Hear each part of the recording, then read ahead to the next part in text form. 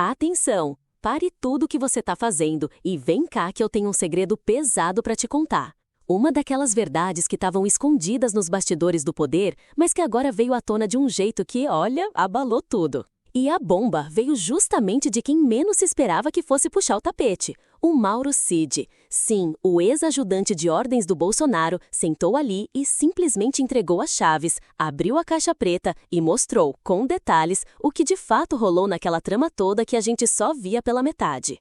O assunto do dia, que virou o assunto da semana e provavelmente do ano, é o depoimento dele. E por que é tão impactante? Porque ele, que estava ali do ladinho, viu e participou de muita coisa. E o que ele revelou agora, sob juramento, destrói a narrativa que a gente vinha ouvindo por aí. Para mim, um dos pontos mais chocantes e que o próprio Cid indiretamente aponta como um erro estratégico lá atrás foi a decisão de trazer as Forças Armadas para perto da fiscalização das eleições pelo TSE. Lembra daquela conversa que rolou forte, aquela desconfiança toda sobre as urnas eletrônicas? O bolsonarismo batendo na tecla. Ah, em 2018 foi tudo certo, mas se a gente perder em 2022, tem fraude. Era uma espécie de chantagem velada, né? A urna só valia se o resultado fosse o que eles queriam. E aí, o que o Cid confirma é que essa não era só uma bravata para embalar a militância. Era a justificativa que eles precisavam para algo muito maior. E o Barroso, quando era presidente do TSE, teve a infeliz ideia, e eu uso essa palavra infeliz no sentido que o próprio comentarista original usou,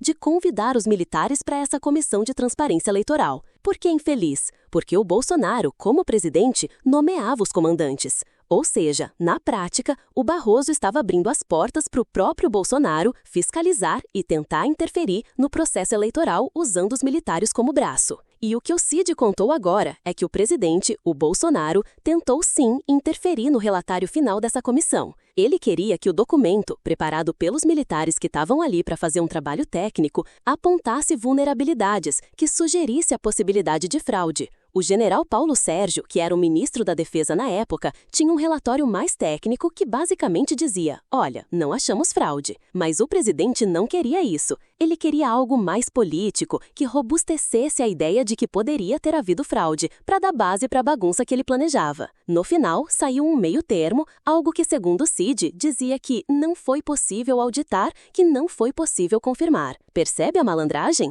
Não diz que teve fraude, mas planta a semente da dúvida para quem já quer acreditar na fraude. Mas o buraco é bem mais embaixo, pessoal. O Cid confirmou a existência da famosa minuta do golpe, aquele documento que circulou que previa medidas drásticas para anular as eleições e impedir a posse do eleito. E aqui vem a parte que mata a narrativa de era só um papel que caiu na minha mesa. O Cid afirmou que o Bolsonaro não só viu o documento, como ele analisou, fez alterações, sim, ele mexeu na minuta, retirando algumas autoridades da lista de prisão, mas mantendo outras, como ministros do STF e o presidente do Senado, além de outras autoridades do Legislativo. E o que o Cid contou agora é que o presidente, o Bolsonaro, tentou sim interferir no relatório final dessa comissão. Ele queria que o documento, preparado pelos militares que estavam ali para fazer um trabalho técnico, apontasse vulnerabilidades que sugerisse a possibilidade de fraude. O general Paulo Sérgio, que era o ministro da Defesa na época, tinha um relatório mais técnico que basicamente dizia: olha, não achamos fraude. Mas o presidente não queria isso. Ele queria algo mais político, que robustecesse a ideia de que poderia ter havido fraude, para dar base para a bagunça que ele planejava.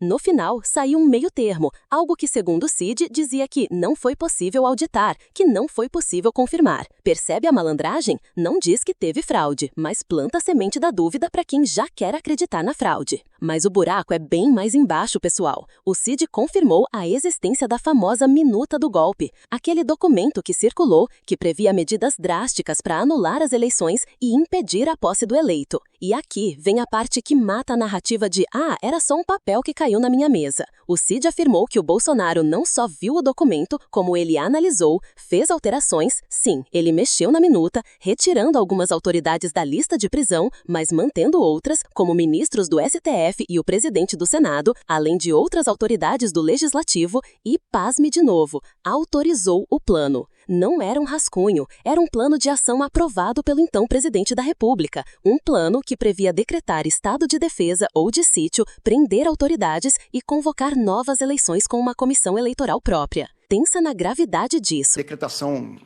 de um conselho eleitoral, alguma coisa assim para refazer as eleições ou algo parecido. Esse documento, o senhor disse que previa a decretação de prisão de determinadas autoridades. Quais seriam essas autoridades? Ministro, basicamente, vários ministros do STF, o presidente do Senado, acho que o presidente da Câmara não, mas eram de várias autoridades, assim, tanto do STF como do Legislativo. Também previa, o senhor disse, uma comissão eleitoral. Sim, senhor. Essa comissão eleitoral iria... Qual seria a função dessa comissão eleitoral? Eu não me ative muito nos detalhes do documento, mas seria conduzir uma nova eleição, né, baseado numa eleição anulada, algo então, assim. Seria para conduzir uma nova eleição após a eleição já realizada. Sim, senhor. O ex-presidente Jair Bolsonaro recebeu e leu esse documento? Sim, senhor. Recebeu e leu. Ele fez algumas alterações no documento? Sim, senhor. Ele, de certa forma, enxugou o documento, né? Ele enxugou o documento, basicamente retirando as autoridades das prisões, né? Somente o senhor ficaria como preso. O resto não... O resto foi concedido no habeas corpus. E sabe o que mais o Cid confirmou? Que toda aquela movimentação em frente aos quartéis, aquele pessoal pedindo intervenção militar, não era algo 100% espontâneo. Havia financiamento por trás.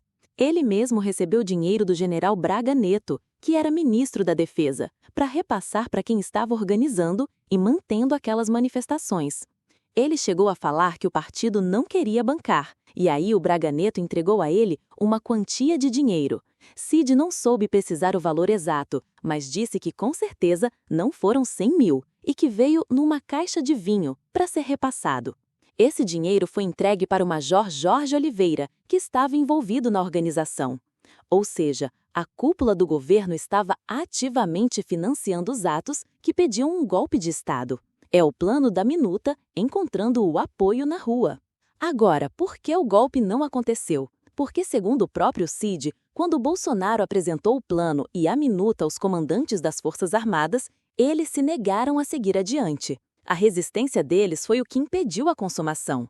E aqui vem um ponto crucial para você entender.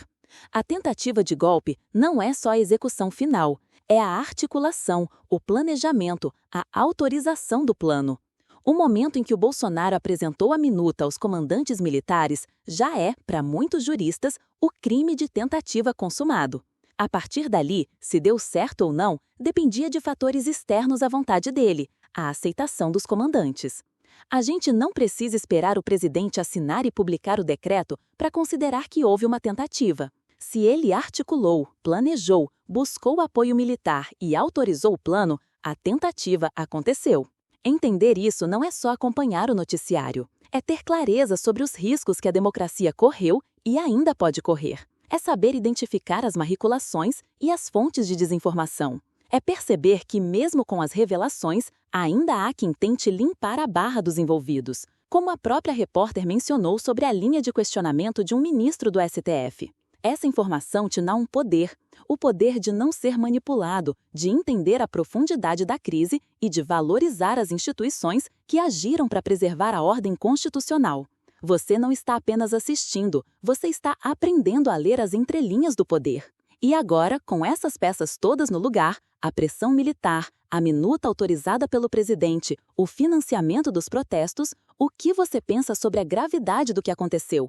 Você concorda que a tentativa de golpe se configura a partir da apresentação do plano aos militares, mesmo que ele não tenha sido executado por causa da recusa dos comandantes? Quero saber a sua opinião sincera aqui nos comentários. Vamos conversar sobre isso.